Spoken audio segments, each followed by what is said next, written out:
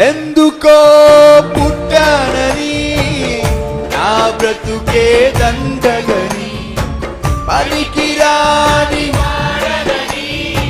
పైకి అసలే రాలేనని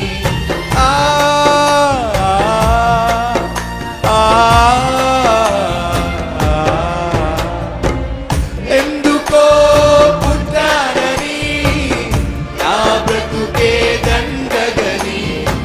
పనికిరాని వాడనని పైకి అసలే రాలేనని 10 మంది నన్ను చూసి ఏలి చేయువేలా పనికొచ్చే పాత్రగా నన్ను చేసిన పరిశుద్ధునిగా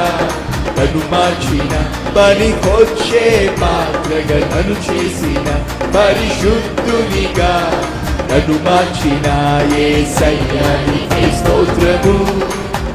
యేసయ్యా నీకే స్తోత్రము యేసయ్యా నీకే స్తోత్రము యేసయ్యా నీకే స్తోత్రము ఏ పాటిలో నా